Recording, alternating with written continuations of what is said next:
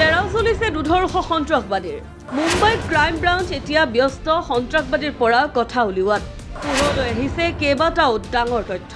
পাকিস্তানৰ আৰু সন্ত্ৰাসবাদীৰ মাজৰ মধুৰ সম্পৰ্ক এতিয়া ফাদিল হৈছে সন্ত্ৰাসবাদীক কৰা লালন পালনৰ তথ্য এতিয়া পোহৰলৈ আহিছে কিদৰে পাকিস্তানে সন্ত্ৰাসবাদীক প্ৰশিক্ষণ দিয়ে এই সকলোবিলাক তথ্য এতিয়া মুম্বাই ক্ৰাইম ব্ৰাঞ্চৰ হাতত বৰ্তমান মুম্বাই আৰক্ষীৰ ক্ৰাইম ব্ৰাঞ্চে 2008 চনৰ 26 নৱেম্বৰত মুম্বাইত সংঘটিত হোৱা সন্ত্ৰাসবাদী আক্ৰমণৰ মাষ্টাৰমাইণ্ড তাহাবুৰ হুছেইন ৰাণাক জেৰা কৰি আছে তেওঁ এই জেৰাৰ সময়ত কেইবাটাও ডাঙৰ কথা পোহৰলৈ আনিছে পাকিস্তানে কেনেকৈ সন্ত্ৰাসবাদক লালন পালন প্ৰশিক্ষণ আৰু প্ৰসাৰ কৰে সেয়া ইয়াৰ দ্বাৰা পুনৰবাৰ প্ৰমাণিত হৈছে ইণ্ডিয়া টুডেৰ সৈতে জড়িত দেৱেশৰ এক প্ৰতিবেদন অনুসৰি তাহাবুৰ হুছেইন ৰাণাই NIAৰ জিম্মাত থকা মুম্বাই ক্ৰাইম ব্ৰাঞ্চৰ জেৰাৰ সময়ত স্বীকাৰ কৰিছে যে তেওঁ আছিল পাকিস্তানী সেনাৰ এজেণ্ট যাক উপসাগৰীয় যুদ্ধৰ সময়ত সৌদি আৰৱলৈ পঠিওৱা হৈছিল তেওঁ এই কথাও স্বীকাৰ কৰিছে যে 2008 চনত 26/11ৰ আক্ৰমণ সংঘটিত হোৱাৰ সময়ত তেওঁ মুম্বাইত উপস্থিত আছিল আৰু এই সন্ত্ৰাসবাদী ষড়যন্ত্ৰৰ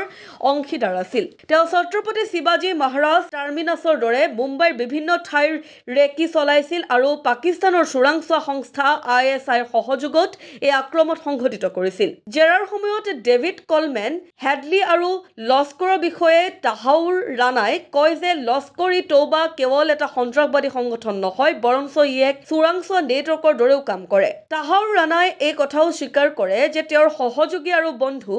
ডেভিড কলমেন হেডলিয়ে লস্কৰৰ হৈ কেইবাবাৰো প্ৰশিক্ষণ গ্ৰহণ কৰিছিল জেৰাৰ সময়ত তাহাউৰ ৰাণাই কয় যে আক্ৰমণৰ প্ৰস্তুতিৰ বাবে সুবিধা আৰু স্থান উপলব্ধ কৰিবলৈ তেওঁ নিজৰ পৰিকল্পনাৰে মুম্বাইত নিজৰ কোম্পানীৰ এটা ইমিগ্ৰেশ্যন চেণ্টাৰ খুলিছিল তাত হোৱা লেনদেনসমূহক ব্যৱসায়িক খৰচ হিচাপে দেখুওৱা হৈছিল তেওঁ ঘনিষ্ঠ বন্ধু ডেভিড কলমেন হেডলিৰ কথা ৰাণাই নিজৰ বক্তব্যত উল্লেখ কৰিছে 26/11 মুম্বাই সন্ত্ৰাসবাদী আক্ৰমণৰ সৈতে হেডলিও জড়িত আছিল হেডলিয়ে জেৰাৰ সময়ত তাহাউৰ ৰাণাৰ জড়িত থকাৰ কথা উল্লেখ কৰিছিল 2009 চনৰ অক্টোবৰ মাহত আমেৰিকাৰ চিকাগোত আমেৰিকাৰ সংস্থা FBIয়ে তাহাউৰ ৰাণাক গ্ৰেপ্তাৰ কৰিছিল চলিত বৰ্ষৰ 10 এপ্ৰিলত তাহাউৰ ৰাণাক বিশেষ বিমানেৰে আমেৰিকাৰ পৰা ভাৰতলৈ অনা হৈছিল এতিয়া আমি আপোনালোকক তাহাউৰ ৰাণাৰ বিষয়ে কিছু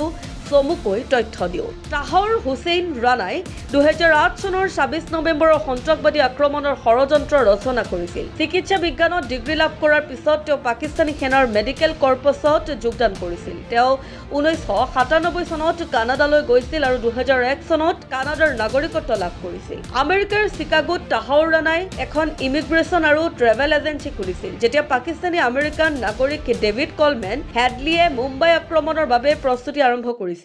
তেতিয়া তেওঁ তাহাউৰ ৰাণাৰ সহায় লৈছিল আক্ৰমণৰ সৈতে জড়িত